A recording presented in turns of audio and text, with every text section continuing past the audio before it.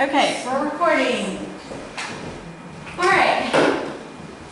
So comparing and contrasting, that's one of the paragraphs coming up that they're about to have to start writing. So we're going to watch a quick movie about that.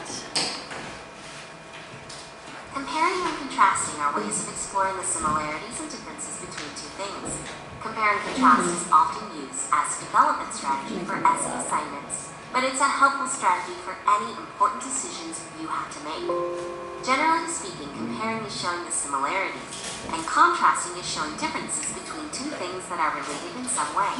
For example, you wouldn't compare or contrast reading a book to driving a car, but you would compare reading a book to reading with an e-reader. If you have a compare or contrast essay assignment, choose a topic that interests you or one you wanted to learn more about. For example, if you're thinking of taking classes online, you might be interested in how online classes. Is it hard to hear? It sounds like it went louder. Begin the process. Sounds like it's a little bit louder. Is it louder? Sound like it. Let me see. Let me turn it off. Turn it up.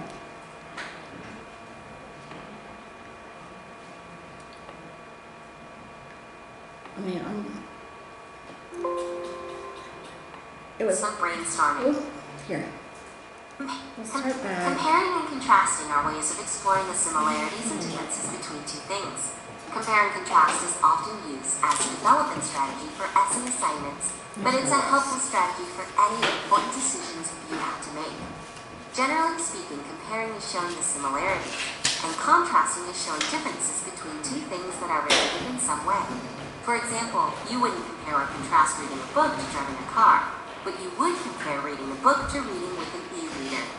If you have a compare and contrast essay assignment, choose a topic that interests you or one you wanted to learn more about.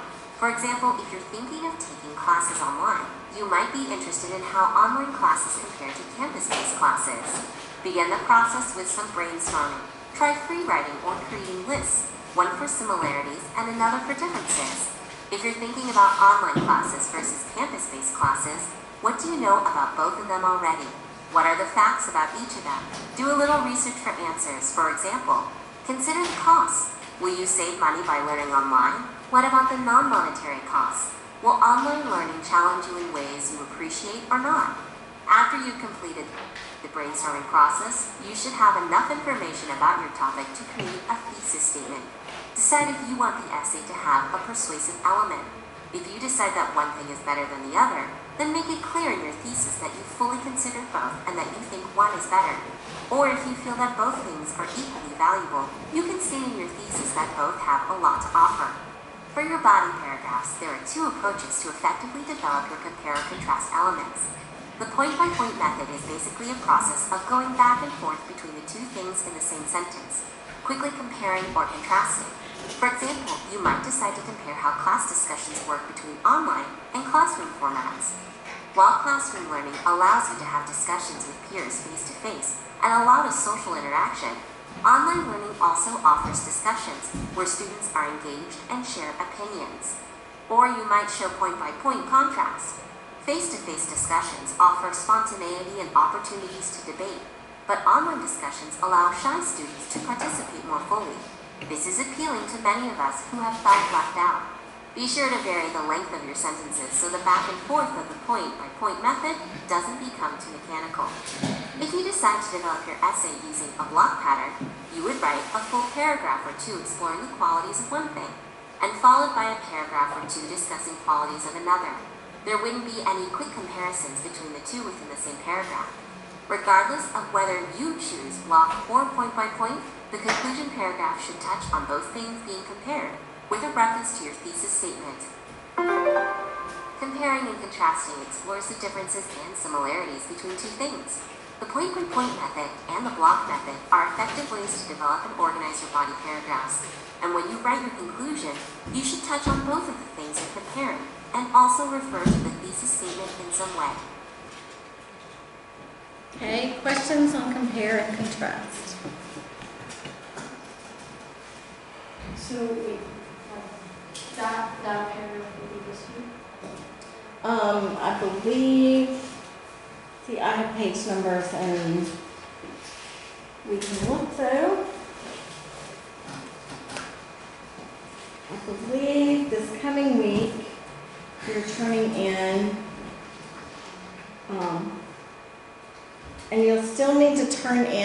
7B to me this coming week, even though we're not going to see each other next week. You can either, when you come to the school, you can leave it for me, because I'll be here. I'm teaching the other classes.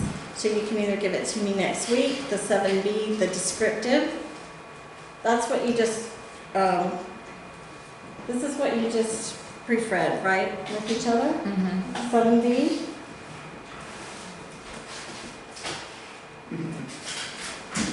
Okay, so 7B is what you're going to turn in next week. And then your assignment is going to be 9B, compare and contrast on week 8. And it'll be due week 9. And that's what this video is about, is compare and contrast. Questions? Okay. You understand there's two different methods with compare and contrast? That's what they were trying to emphasize in the video. All right, next, one of the things that I'm going to send you is an article, and you're going to learn how to summarize an article. That's a very common thing that you'll have to do when you start taking the college classes, is summarizing an article. And last year, this really tripped up the English 10 class, so we want to make sure that y'all are really able to do this. So we've got a little video to watch on how to summarize an article. And it's very important that you understand how to do it. I'll send you the article out via email, and then you'll read the article, write your summary, and you'll bring that in. Okay?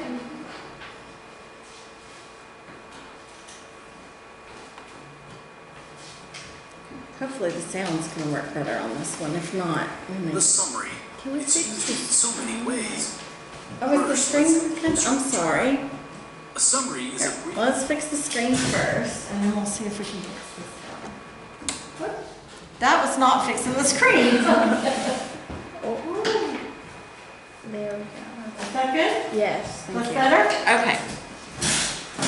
All right. Now, if we can fix the sound. Is there a way? Okay, so maybe that's our problem. It looks like it's all the way out. I think it is. Is it? Yeah, that's all the way up. That is really weird. Because, I mean, the laptop worked fine in the other classes. So I've got to guess that there's something going on. It may be the cord. So, let's see. Because I've got this on full speaker. If anybody has any other ideas, let me know. Watch it blast. Now that we Yeah. screen. Okay. All right. So, That was no The noise. summary. Oh, It's it's used in so many ways. Never mind. What's the plot of the book you're reading? Tell me about the movie you saw. What happened in that baseball see, game? it's coming through the laptop. It's not coming through the projector. Summaries of various events. Unfortunately, not all of us are natural summarizers. Important details may be missing, while insignificant ones are included. Can y'all hear it, or So should how I is get a help? precise We and can hear it. comprehensive summary written? First, let's look closer at the term. A summary is a brief account of something. To be more specific, a summary of an article should give a recap of the article's main ideas, concepts, or points. This might not sound too difficult, but in writing a summary, you need to strike just the right balance between covering the important concepts and rewriting the whole article. Let's look at the steps to writing an appropriate summary. Now that we have reviewed what a summary should do, let's discuss specific steps you should take to write a perfectly balanced summary. Step 1. Determine length. First off, do a quick estimate of how long your summary should be. To do so, you need to note the length of the original article. Is it a few paragraphs, page, 5 pages? If the article is a few paragraphs, then a 1-paragraph summary should suffice. If it's 5 pages, then you'll most likely need a full page to summarize it. In general, the longer the article, the longer the summary. Of course, if you have a length stipulation for your teacher or professor, defer to those expectations. Step 2. Determine topic. The The next step is to determine the main topic of the article so that you know what to focus on in your summary. Imagine someone asked you what the article was about. What would you say? Explain it in only one sentence. Your response to this is the main topic of the article. Focus on that in your summary. Step 3. Begin writing. The next step is to start to write. The simplest way to do so is to write a sentence that introduces the main topic you determined in the previous step. To demonstrate this, let's use a topic in current events. Say the original article was about immigration into the United States. Specifically, it detailed the recent statistics and consequences of illegal immigrants in the country. Your topic sentence for your summary must introduce this idea without getting into the specific details of the article. Here are a few examples. Illegal immigration is a hot-button issue in the political climate of our nation. One important concern for many citizens is illegal immigration into our country. From these examples, you can tell the summary will focus on illegal immigration, but no specific details are given. Depending on the tone and direction of the original article, write a topic sentence to introduce the main topic. Step 4. Use support. Once you have the introductory sentence for your summary, you need to break down the supporting details, which are the reasons and ideas that back up the author's main point. If the article was persuasive, then you need to determine the ideas that support the argument. For instance, imagine the author argued that illegal immigrants have more positive effects on the nation than negative. Your job is to find out why he came to that conclusion. What were his reasons for making that argument? On the other hand, you may have an article that is informative and does not make an argument. In this case, you still need to find the supporting details. Perhaps the author describes the positive and negative effects of illegal immigration, then those will be the details you summarize. If you're ever stuck on how to determine the main support the author uses, a good rule of thumb is to analyze each paragraph in the article. Usually, each paragraph will have its own main idea, which will support the overall purpose of the entire article. Thus, if you can determine the main idea of each paragraph, you can better see the overall support the author uses in the argument. Step 5. Continue as needed. At this point, your summary will either start to wrap up or continue on the same path. If you have a short article, there may only be 2 supporting ideas, which calls for a shorter summary. On the other hand, long articles may have 5, 6, 7, or more supporting details. This calls for a longer summary. Either way, you need to determine the most important details to include in your summary. Remember, the purpose of the summary is not to rewrite the entire article. Instead, select the most important support, put it into your own words. Step 6. Conclude. The final step is to bring your summary to a close with a concluding sentence. Never end your summary on a specific detail. Instead, write a general statement to wrap up the main topic. Here are some examples of closing sentences on the topic of immigration. Overall, illegal immigration remains a controversial issue debated in our nation. Based on the minuscule negative effects on our country, immigration is not a danger to our way of life. Lastly, be sure your closing sentence focuses on the main point of the original article. If it was more informative on the topic, use an unbiased statement like the first example. On the other hand, if it was persuasive, use a more subjective statement like the second example. Write your concluding sentence in your summary based on the purpose and stance of the original author. To review, a summary is a brief account of something. For an article, it will recap the author's main ideas or points. A balanced summary of an article will be sure to cover all the basics of the original piece without rewriting the entire article. Here are the steps to create a balanced summary. Step 1. Determine length. Determine how long your summary should be. Step 2. Determine topic. Determine the main topic. Step 3. Begin writing. Write an introductory sentence. Step 4. Support. Paraphrase the supporting details. Step 5. Continue as needed. Summarize each main point from the original article. Step 6. Conclude. Write a closing sentence. Now you have the tools to create a well-balanced summary of an article. Good luck. Okay, I apologize for the sound. So I don't know why the projector's not giving us the full sound. So when did we become immigrants? She said we're all immigrants. I'm like, so when did we become immigrants? I thought it said we're all immigrants. So I'm like, what? Yeah, That's that was just unfair. an example. The article won't have anything to do with immigration that we send you. Okay, so now we're doing something fun with green eggs and ham. Are we eating green eggs and ham? No, we're not eating green eggs and I was ham. about to say, green eggs and ham are delicious. No. So this is going to be my example. We're going to talk about plagiarism. So it's very important when you include sources of information that you don't plagiarize. And so it's very important that we talk about this. So hopefully, if this works like it's supposed to, it's going to be a little interactive. But we're going to start with, I want to remind you and read you the story real quick of green eggs and ham. Then we're going to go back and look at some paraphrasing, and you're going to get to guess whether or not it's plagiarism or not. And last year the class had a really good time with this exercise. So Mom used to make us green eggs and ham when she read this book to us on school day. She would make us green eggs and ham. Is that a thing?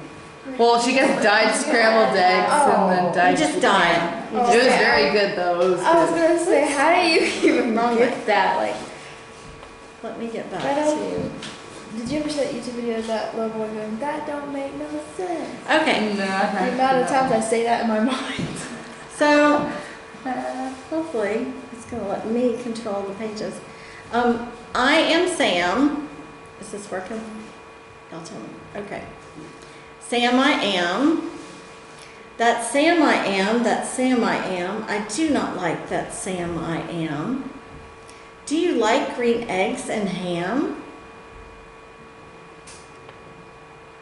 I do not like them, Sam I am. I do not like green eggs and ham.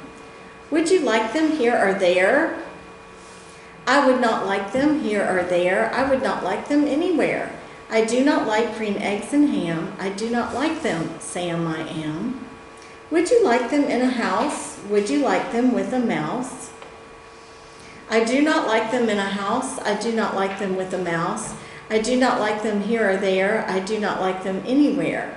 I do not like green eggs and ham. I do not like them, Sam I am.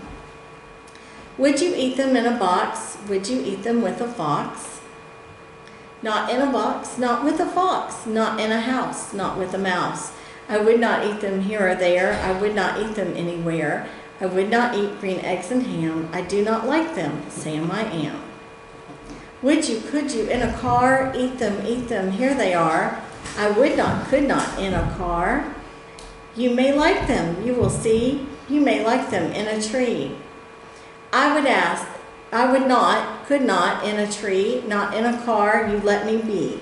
I do not like them in a box. I do not like them with a fox. I do not like them in a house. I do not like them with a mouse. I do not like them here or there. I do not like them anywhere. I do not like green eggs and ham. I do not like them, Sam I am.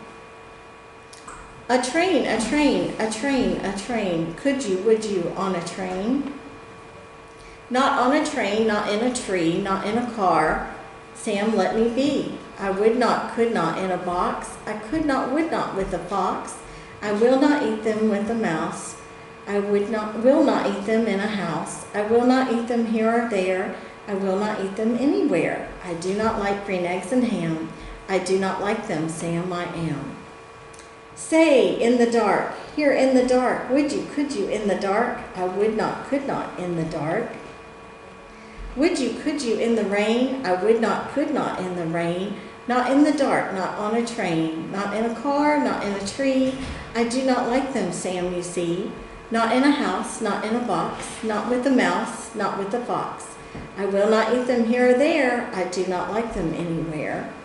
You do not like green eggs and ham? I do not like them, Sam I am.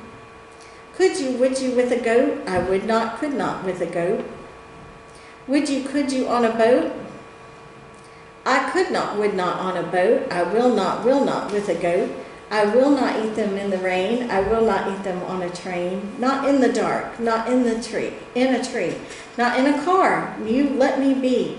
I do not like them in a box. I do not like them with a fox. I will not eat them in a house. I do not like them with a mouse. I do not like them here or there. I do not like them anywhere. I do not like green eggs and ham. I do not like them, Sam I am. You do not like them, so you say, try them, and you may try them, and you may, I say. Sam, if you will let me be, I will try them, you will see.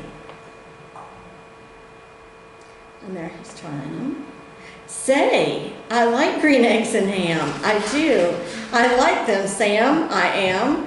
And I would eat them in a boat, and I would eat them with a goat. And I will eat them in the rain, and in the dark, and on a train, and in a car, and in a tree. They are so good, you see. So I will eat them in a box, and I will eat them with a fox, and I will eat them in a house, and I will eat them with a mouse. And I will eat them here and there, say I will eat them anywhere. I do so like green eggs and ham. Thank you, Sam, I am. Okay, so that's refreshed your mind. And so let's see what is plagiarism. Did you know that they actually made a series about green eggs and ham? Like there's an actual Netflix series on cinema. Is there? I watched the entire thing. It was really good. So persistent plagiarism is a problem. So copying seems like an easy way out, but it makes instructors shout. We want students to understand and hope this PowerPoint gives a hand. And we'll begin with an explanation, then turn to Seuss for examination. Okay, so a couple of things about plagiarism. So cloning is a type of plagiarism that's submitting another's work, word for word. Control-C is how you copy things and on the computer, so that seems to be a problem. Find replace is a plagiarism issue. Remix is paraphrasing. Recycling. Hybrid is combining perfectly cited sources with copied passages without citation. A mashup would be mixed copied material from multiple sources. Don't include citations of websites, and then when I go to that website to check your stuff, it gives me the 404 error. That's not fun for teachers. Then your source isn't valid. Aggravator is including proper citation to sources, but the paper contains almost no original work. So you can't have one sentence is yours and the other 5 sentences are a quote. So that's not your work. That's not your paper. And retweeting includes proper citation but relies too closely on the text's original work and our structure. So why does this happen? Lots of times students are just unaware of how to cite or paraphrase correctly. Lots of times it's identity insecurities. You're insecure about sounding unimpressive. Sometimes it's cultural differences, and sometimes you don't perceive what you're doing as unethical, but it is. Many people think of plagiarism as copying another's work or borrowing someone else's ideas, but terms like copying and borrowing can disguise the seriousness of the offense. So according to the dictionary, to plagiarize means to steal and pass off the ideas or words of another as one's own, to use another's production without crediting the source, to commit literary theft, to present as new and original an idea or product derived from an existing source. In other words, plagiarism is an act of fraud. It involves both stealing someone's work and lying about it afterwards. So we have deliberate plagiarism and accidental plagiarism. Deliberate is rewriting from books or articles, copying and pasting from web pages, or buying or downloading or borrowing a paper. Accidental plagiarism is not knowing when or how to cite a source, not knowing how to paraphrase or summarize correctly, not knowing what is common knowledge, and recycling an old paper. So examples of plagiarism is turning in someone else's work as your own, copying words or ideas from someone else without giving credit, failing to put a quotation in quotation marks, giving incorrect information about the source of a quotation, changing words but copying the sentence structure of a source without giving credit, and copying so many ideas or words from a source that it makes up the majority of your work. So we're using green eggs and ham. We're using MLA citation style. And so we're going to look at some examples. So imagine your assignment is to write a paper about the perception of unfamiliar food. And green eggs and ham is one of your sources. So it's unfamiliar food is what you have to write a paper about. We're just pretending. You don't actually have to write the paper. All right, so let's see. We're going to take a look at each sentence and you're going to vote whether or not you think it's plagiarism. So everybody get ready, because I'm going to tell you, you have to stand up if you think it's plagiarism, and you can stay seated if you think it's not. Oh, sorry, the answer just appeared. So, it's going to be pretty hard to play the game if I can't get the computer to work right. So many people do not like green eggs and ham. Is this plagiarism? Yes. The phrase "do not like green eggs and ham" has been taken directly from someone else's work, word for word, and it was not cited appropriately. Hold on just a minute. What time does this class start? In just a few minutes, 11:40. Good.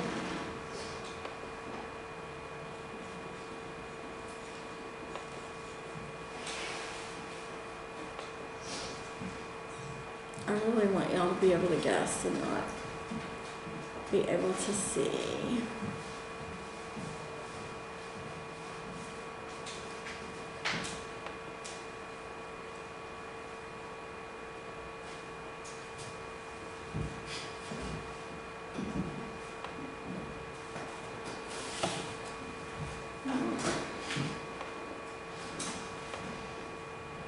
All right, we'll keep going in the interest of time.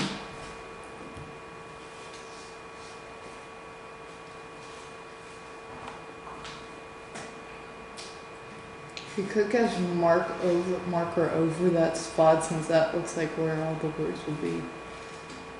It does, You doesn't can it? just stand up and. Or you could just marker it over it, since it'll probably stay there. Jeff will just go. How about this? over the marker. I'm gonna close Fix. this there, and then I'm gonna read you. Can we do the walking one where you walk back and forth across the room? Oh no, because of spacing. Really? All right. So what if I said many people do not like green eggs and ham, but I put "do not like green eggs and ham" in quotes? Would that be plagiarism or not? Standings, yes. Standings, yes, it's plagiarism. Sitting is no, it's not. Many people do not like green eggs and ham, and I put "do not like green eggs and ham" in quotes. Is it plagiarism? Nobody thinks that's plagiarism? Unless you cite it, then it's not. It's not cited. There's no reference listed as a citation. It's just shown in quote. You're all right. It's plagiarism. Oh, be careful. Okay, what if I say many people do not like green eggs and ham? There's no quotes, but I put in parentheses and I reference the book. Dr. Seuss, page 12. Is that plagiarism or not? Wait, what is the sentence again? It's not in quotes, but it has a source. What does it say? Many people do not like green eggs and ham. You don't know what part of this it would be. It has to be. It is plagiarism. Very good, girls. Okay, when a citation is present, the phrase "do not like green eggs and ham" is still taken word for word, so you have to put quotes. I didn't know that was word for word. Yeah. I must have blacked out on that one. So if it says many people, quote, "do not like green eggs and ham," parentheses, and it has Dr. Seuss, page 12, Is that plagiarism? No, that's not plagiarism. That's not plagiarism. All right, what if I say, many people dislike green eggs and ham? No quotes, it just has the source. What do you mean the source? Many people dislike green eggs and ham, and it has the source. So it looks like many people dislike green eggs and ham, and then it has the source. Yes, it's plagiarism. Very good. Very good.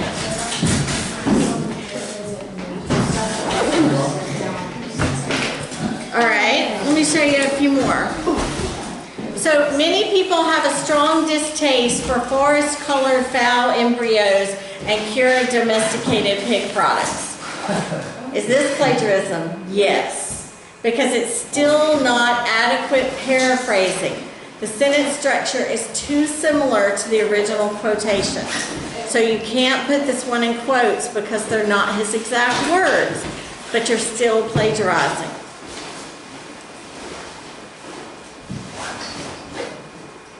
Have a strong taste still means do not like. Forest colored still means green. Fowl embryos still refer to eggs. And the and is just like the and. Cured domesticated pig products is ham. So you can't use the find replace. Lack of familiarity with particular preparation style foods is likely to lead to premature rejection based on ignorance rather than an objective appraisal of the inherent taste qualities of that food. Is that plagiarism or not? No. No? You don't think so? Is this plagiarism? No. Very good. This is adequate paraphrasing. Okay? What about this one? When something is unfamiliar or foreign to us, we tend to not to judge it fairly. Is that plagiarism? No.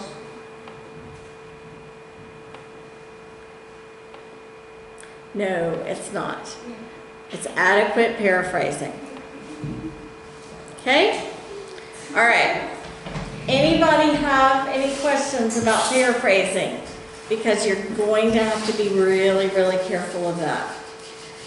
Tandem has a policy if you plagiarize something that you get a 0 on the assignment. If you do it a second time, then you, Ms. Torrey has a meeting with you and your parents about the program. So be really, really careful about plagiarizing. They take that very serious here. Yes, ma'am? So if it's a website, do you like, because you can't put the page number or anything down. You can put the paragraph number.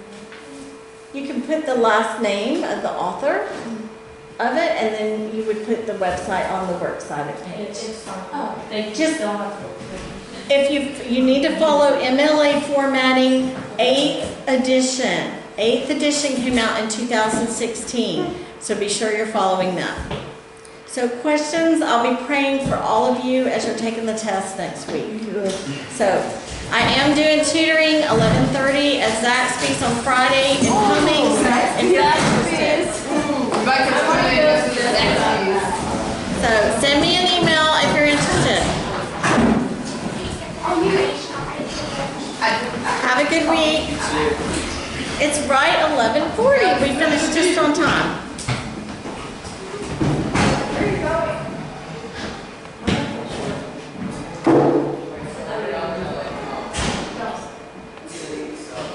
I'll send you it as soon as he sends it, as soon as I get whatever I have to do.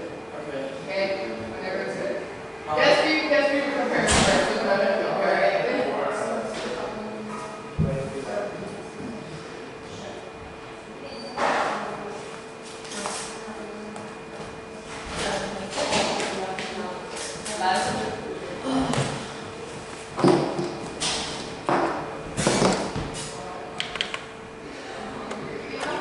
I didn't